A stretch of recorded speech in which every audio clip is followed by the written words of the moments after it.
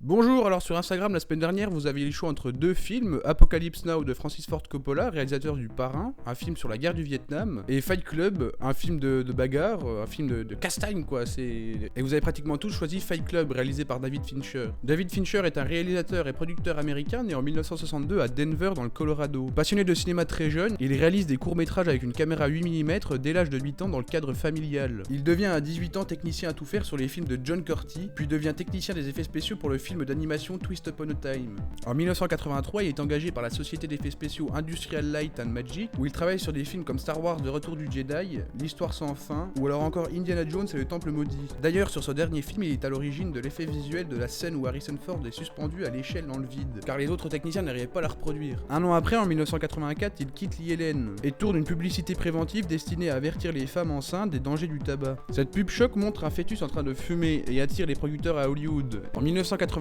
il crée sa propre société de production, Propaganda, avec d'autres réalisateurs comme Dominic Sina ou Nigel Dick, pour avoir un contrôle créatif total sur ses productions. La société contribuera au développement et au financement de la série Twin Peaks de David Lynch, ma série préférée, mais après qu'est-ce qu'elle est bien cette série, mais aussi pour produire ses propres films comme Seven ou The Game, qu'on verra tout à l'heure. Propaganda va aussi révéler des cinéastes comme Spike Jonze ou Michael Bay. Elle va créer aussi par la suite la MTV, une chaîne de télé diffusant des clips vidéo grâce aux clips que Fincher réalise ou produit. En 1990, le tiers des vidéoclips d'Hollywood viennent de Propaganda.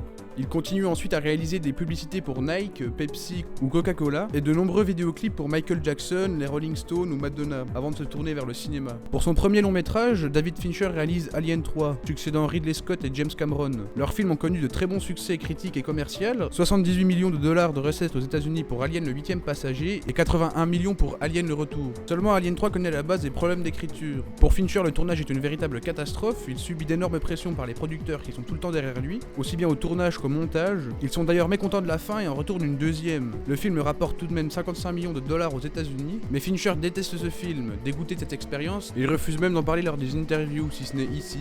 I didn't like the script, but I love Alien. So yeah, I signed up naive and went off to Pinewood to be sodomized ritualistically for 2 years. Il décide de prendre ses distances avec les producteurs et le cinéma, et retourne réaliser des pubs et des clips jusqu'à ce qu'on lui propose le script de Seven.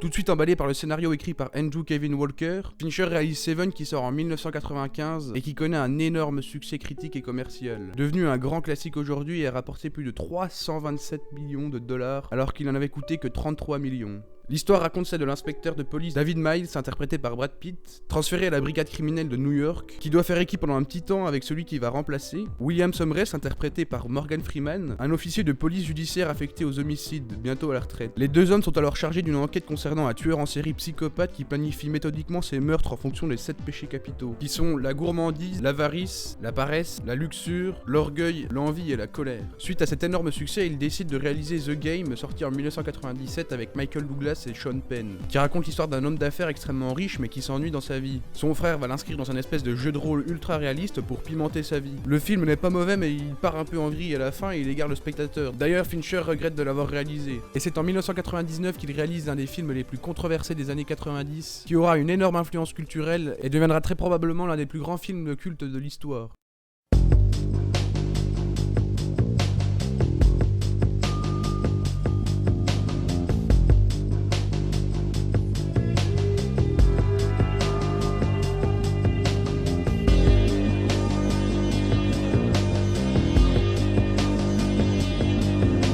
Fight Club est une adaptation du livre de Chuck Palahniuk sorti en 1999. Alors ce film est très dur à résumer sans spoiler, mais je vais essayer de faire attention quand même.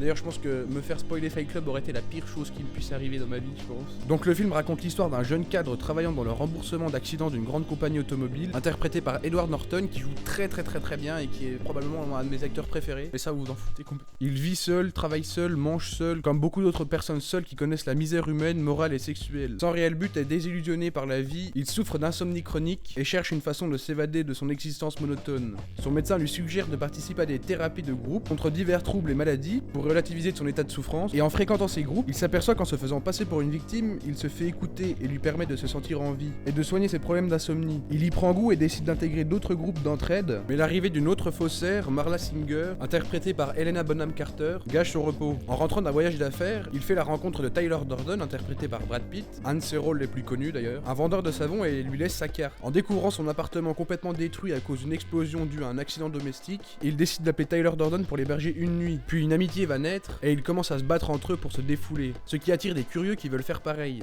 C'est à deux qu'ils créent un club de bagarre clandestin dans le sous-sol d'un bar, le Fight Club.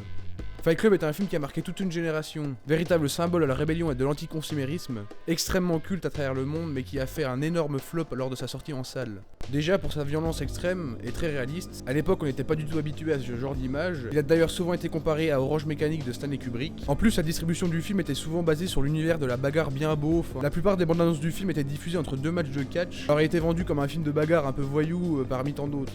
Mais grâce au développement des DVD dans les années 2000, le film commence à devenir célèbre, notamment grâce aux bouche à oreille.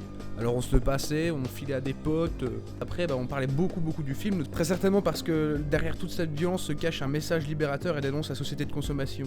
Le personnage principal est montré comme Monsieur Tout-le-Monde, ainsi on ne connaîtra jamais sa réelle identité, et ce même jusqu'au générique, de manière à montrer que sa vie ça pourrait être la nôtre, dépendant d'une société de consommation et basée sur le paraître, la réussite professionnelle, financière, l'égoïsme et l'individualisme. Il vit dans un univers vide, monotone et sans âme, sans réel ami et sans réel but, complètement formaté par le confort, la télévision et les pubs. La rencontre avec Tyler Durden est un véritable choc pour lui, car il est le parfait contraire de lui et représente l'idéal de la liberté. Alors qu'il pense que sa vie est déjà toute écrite, dépendant de son destin, Tyler lui est existentialiste. Il considère que chaque individu est unique, maître de ses actes, de son destin et de ses valeurs qu'il décide d'adopter. Sa philosophie est basée sur l'anticonformisme, sur l'abandon des choses matérielles, le refus de prendre au sérieux ce qui est important, même la mort. Pour lui, il faut tout perdre pour être libre. Mais si on se penche sur le véritable message qui se cache derrière le Fight Club, on se bat en un contre un devant une personne à l'univers complètement différente. C'est donc un abandon complet des hiérarchies sociales pour retrouver le côté animal de l'homme. Le but du Fight Club n'est pas de gagner ou de perdre, mais de vivre l'instant présent. Cela revient à la célèbre phrase de Tyler, c'est seulement quand on a tout perdu qu'on est libre de faire tout ce qu'on veut. Au Fight Club, lorsqu'on tombe sous les coups, on touche le fond, on n'a plus rien à perdre, et on se relève plus vivant et nouveau. Mais Fight Club n'est pas qu'un simple film de bagarre ou de violence, c'est d'ailleurs pour ça qu'il est aussi culte, et c'est aussi pour la critique de la société de consommation qu'il renvoie. Bon après je vais m'arrêter parce que je vais finir par vous spoiler, mais en gros le film dénonce le monde utopique de la publicité, l'image qu'il renvoie, un idéal précis réalisé à partir de nos rêves et de nos goûts.